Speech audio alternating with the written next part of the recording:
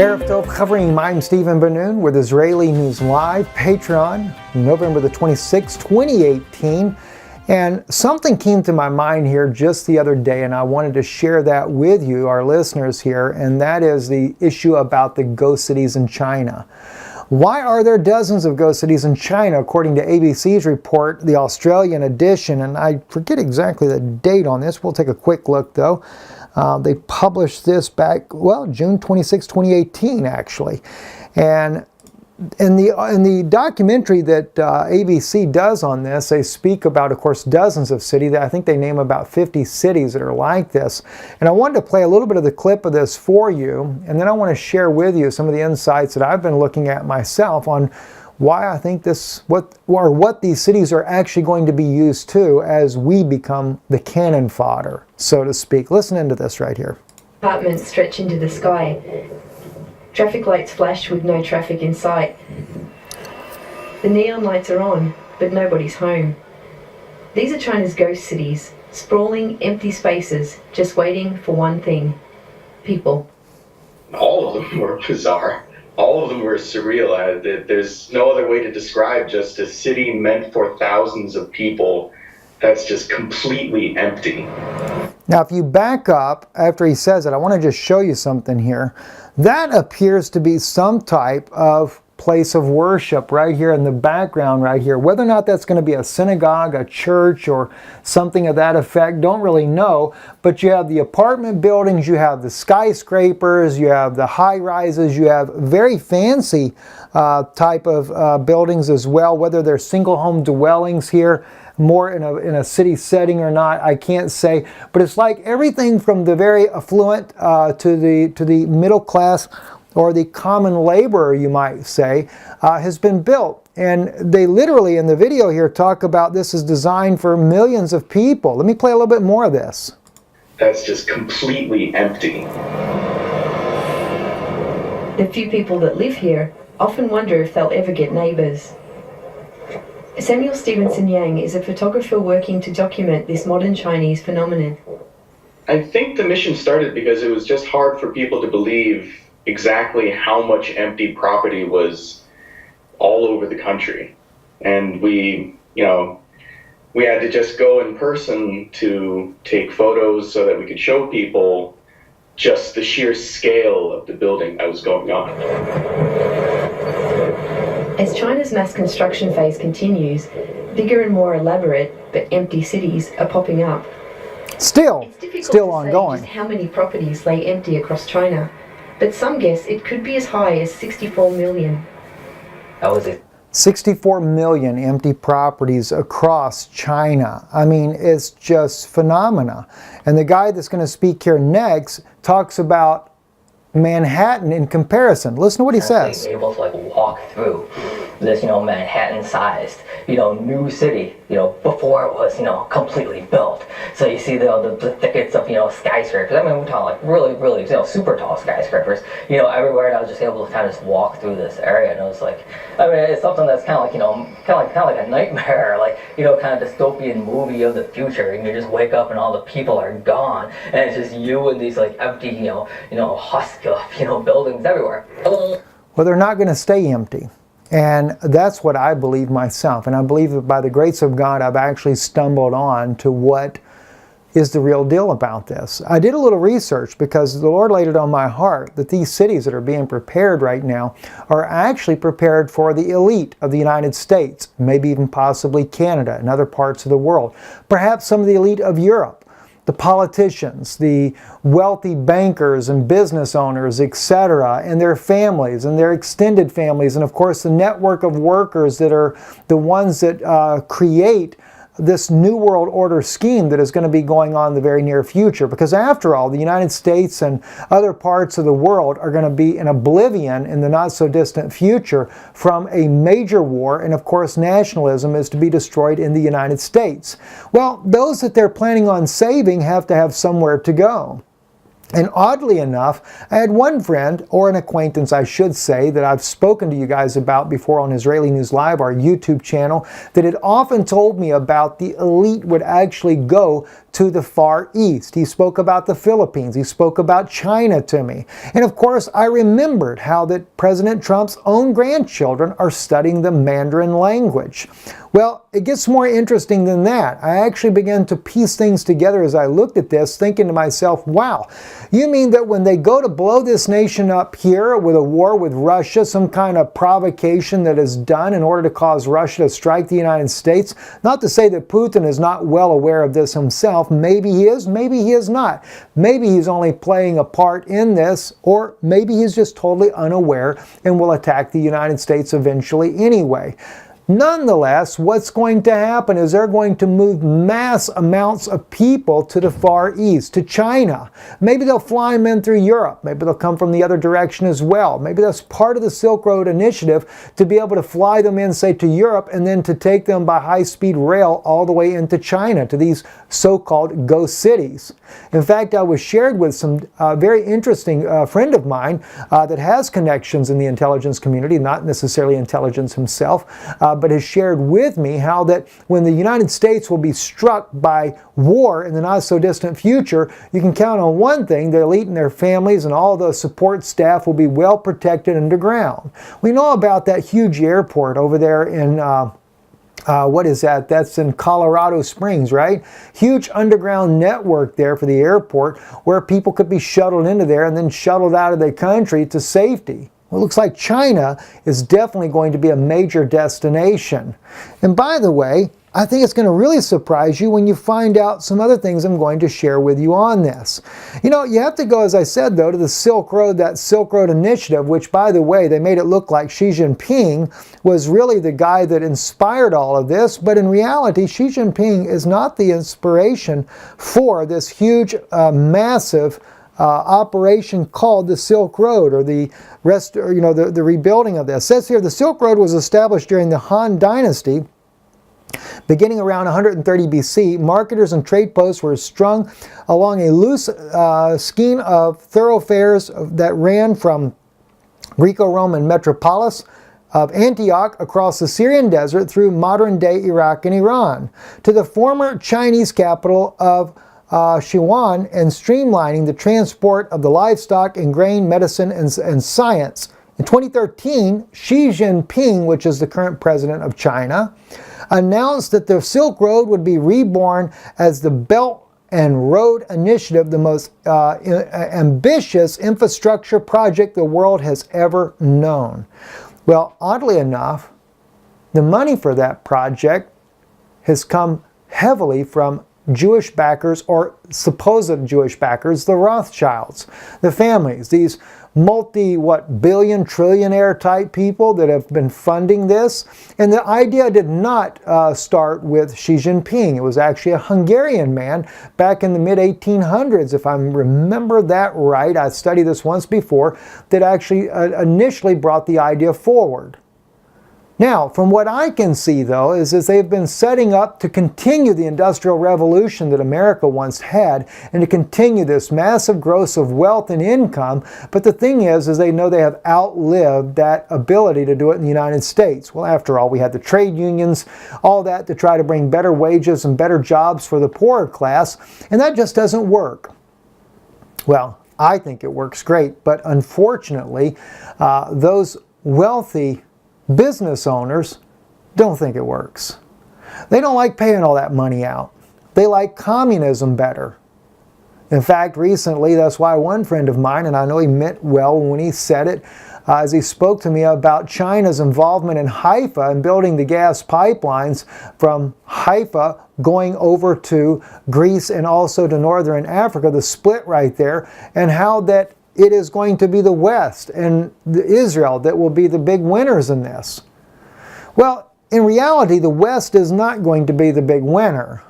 But the wealthy businessmen of the United States, they will be the big winners because they're the ones that have been investing in this pipeline. They are the ones that have been making sure that the wars have been spearheaded to overthrow Iran, Iraq, Syria, Lebanon, Libya, Sudan, as General Wesley Clark did say himself. Well, interesting, isn't it? Gets more interesting though. I want to share with you some of those thoughts that I had on this. I thought about the death of America, as it's put here in the trumpet, called the death of American manufacturing, globalization, and outsourcing are hammering our icons of industry.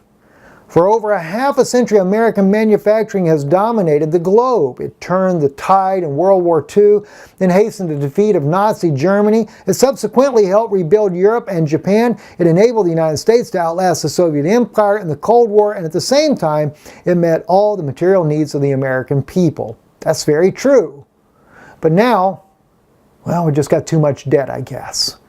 During this period, many American icons were born. Companies like, notice the name, General Motors, Ford, Boeing, Maytag, Levi Strauss become household names. American manufacturing became synonymous with the quality of ingenuity.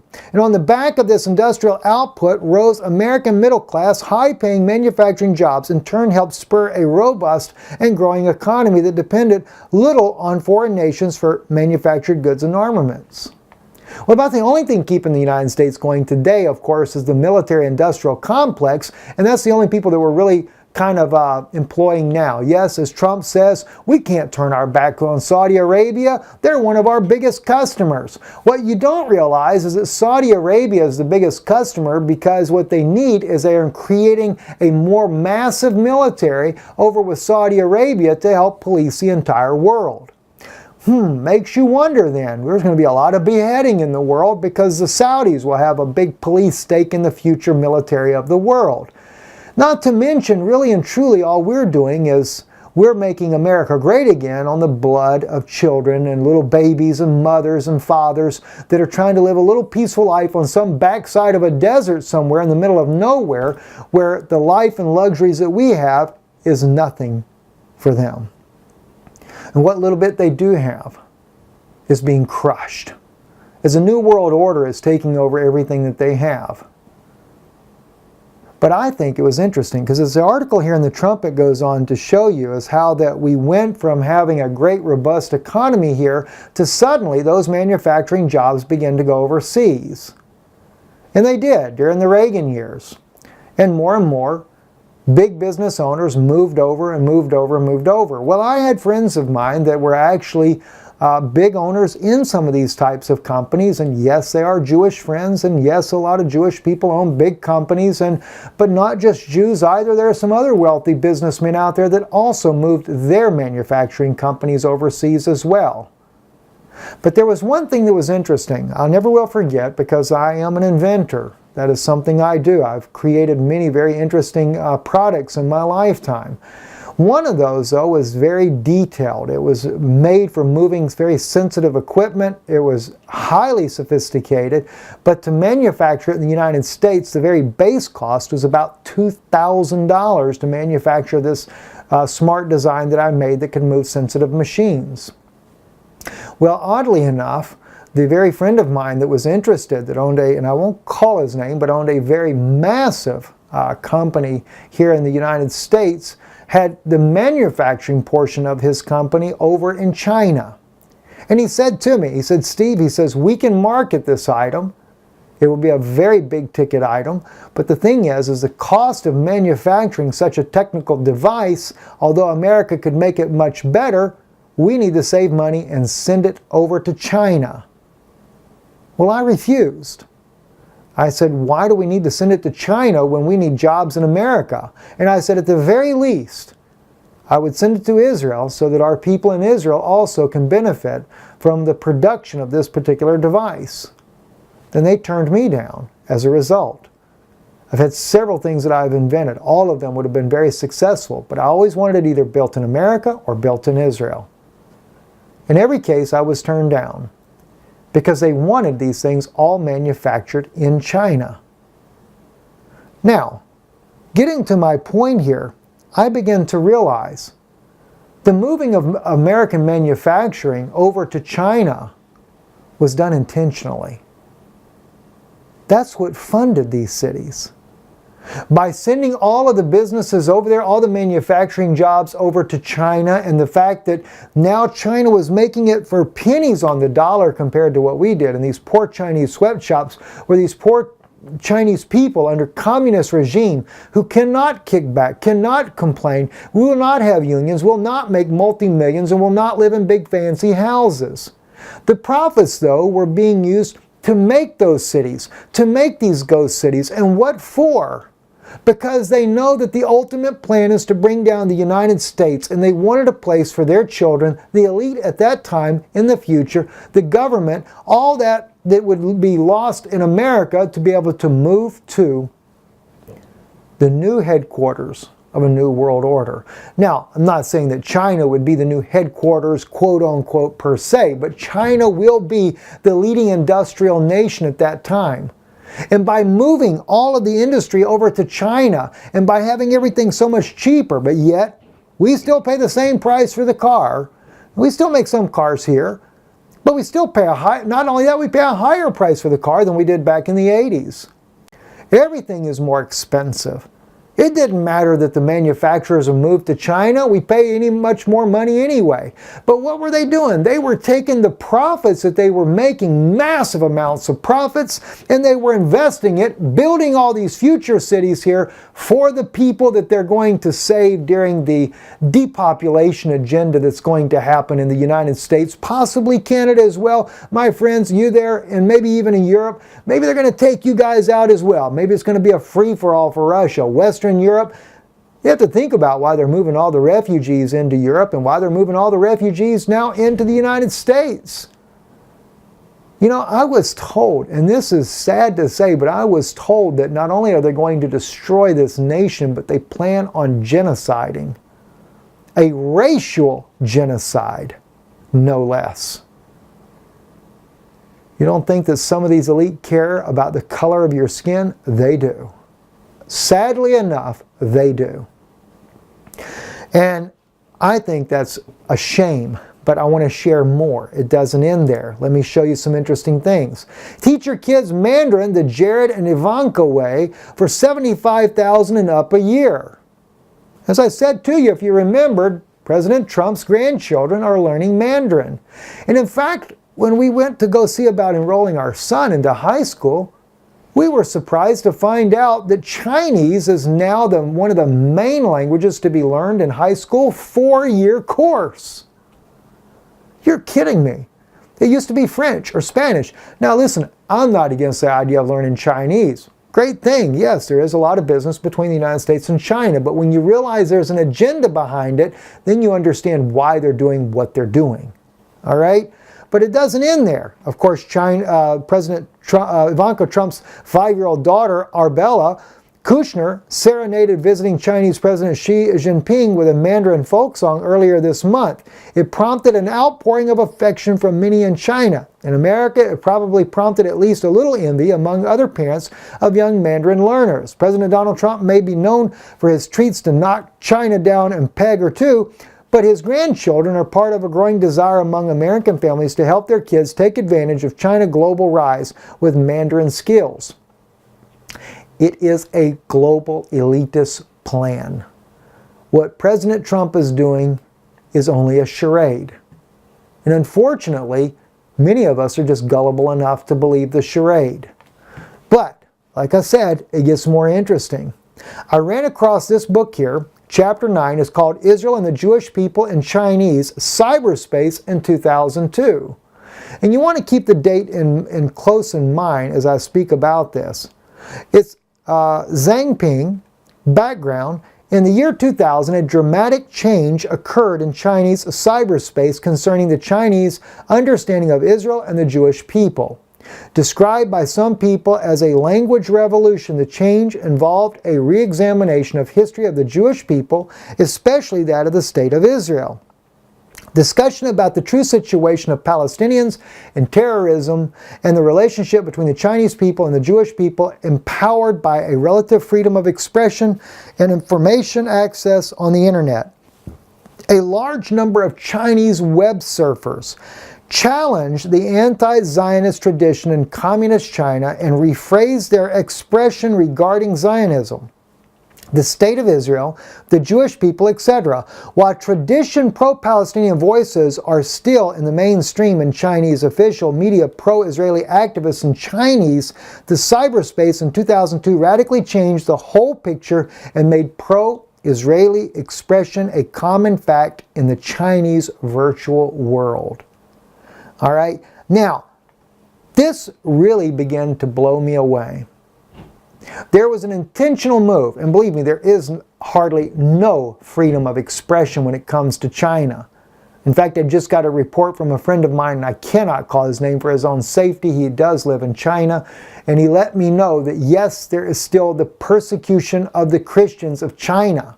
It is a communist government. And although some can worship, but they have to, Yeshua, they still have to be very cautious in how they go about it. Because it's not accepted, well, unless you're in one of the norms like the Catholic Church, but even that is kept under a strict, tight leash. But Israel began to grow a very close relationship, whereas the Chinese government at one time was actually siding with the Palestinians and what they were going through. Now the change began, a transformation in 2002, and downplaying the issue of what's happening to the Palestinians and instead encouraging a stronger relationship between Israel and the Chinese people, or the Chinese government in this case here. And it would pay off, and understandably so. Because after all, you have to understand, in New York, a lot of the major companies that are in New York are Jewish owned. And I don't fault the Jewish people for owning them. Anybody that can be successful, hey, that's what the American dream is all about. But the point being is that when there comes this mass migration of people to China in the very near future, a lot of them will be Jewish. A lot of them will not be Jewish. But say, just for example, in New York alone, when the guy talks about Manhattan, there will be millions of Jews that will come there, that would inhabit those cities right there in China to continue this mega movement of an economic powerhouse. As I said earlier, and I didn't bring the proof with me on this particular broadcast, but the Rothschilds had invested the money in China for the Silk Road. It wasn't so much Chinese money that did this. And again, that money came from the billions and billions of profits that were made by moving all the manufacturing jobs over to China to begin with back in the 80s and 90s. So what do you know? So they've been working on also changing the relationship between the Chinese people and that of the Israeli people. And as I was asked as well by a friend of mine, and I appreciate this because I do love Chinese people very dearly. I do not like a communist government, though, that suppresses freedom of religion. But yes, the Chinese are there in Israel, in Haifa, and as I have been told, they even buy parts and material from the Arabic community. They're including them in there. That is probably more so China's part than it is Israel's part, because that's not too favorable of a situation to do, especially as much suppression as we see going on in the nation. But then again, it's tit for tat. We see also radical Palestinians that also strike at Israel, but then again, they're provoked. People have no idea what's really going on over there. But the truth of the matter is the Silk Road is coming right to the port of Haifa. And at that port, it is going to branch off, again, another branch in the Silk Road, which one will go to Greece, the other will go to northern Africa.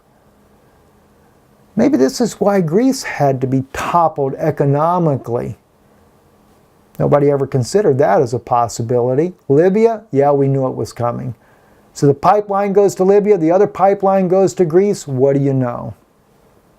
Now the full control is already there. And the cities, those mega cities, those ghost cities as they're called, that were built in China, are for the economic powerhouse that made America great at one time, that will soon, in the very not so distant future, make China great. And after all, they're ghost cities because, well, they'll kind of be on their own. Very interesting. Well, I guess you could say it's a theory, but after all, I think it's a theory that has a lot of weight. I'm Stephen Ben-Nun. You're watching Israeli News Live here on Patreon. And listen, if you happen to be one of our friends that are following here, you don't know anything about the conference that we're going to be speaking at this Saturday and Sunday in Kansas City, Kansas, actually a place called Shawnee, Kansas, go to our website. Click on more information at the top. It'll take you right to the website there, where the conference is, how you can register. And by the way, if you are not able to register online, we got 4 days, 12 hours until the conference, but if you're not able to register online, you can actually buy tickets at the door. We are going to be making it available for those that want to attend, but they couldn't get them online. So hey, come. There will be someone that will take tickets at the door. This is very tight security at this conference, so be aware of that. Everyone must be registered in order to be a part of this conference. You can also, if you look at our website, IsraeliNewsLive.org, about to lose my voice here because this little sinus issue. Go to Kansas Conference under recent articles, click on that. It has our itinerary on there, the speakers, when they're speaking, a clip giving a little insight from Tennessee. And by the way, I've had people ask me, are you going to speak about things that were not spoken about in Tennessee or Orlando? Yes, absolutely we will. I'm going much deeper than what I did in any of these conferences there. This is going to be one that I'm going to record. I cannot say when it will be released. Some segments will be broadcast live. I will be doing a little teaching on biblical insights that I'll probably run live on the morning of Shabbat. And also I may be running live my wife's broadcast on 5G. And I'll talk to Dr. Steve Pigeon, and if he's up for it, and that is if we have the internet capabilities, please keep that in mind, we may run that live as well. The other things that are very sensitive when it comes to my time with the intelligence community, I am going deeper. I'm going to be getting into some other issues that have happened in this nation that people are not really aware of the truth about. I'm Stephen Ben-Nun. You're watching Israeli News Live here on Patreon. Thank you for supporting this. Thank you guys for sticking it out here with me and not just bailing out. I've been doing some movement here and there, been traveling a little bit. I don't always say why, but there's always a purpose behind it. And eventually you find out the blessing of it. You may never know why. I may never say why I did it, but you will get the blessing of it here. So thank you for supporting us here on Patreon. And if God ever lays more for you on your heart to help, you can always visit our website as well and donate there if God lays that upon your heart. God bless you and thank you.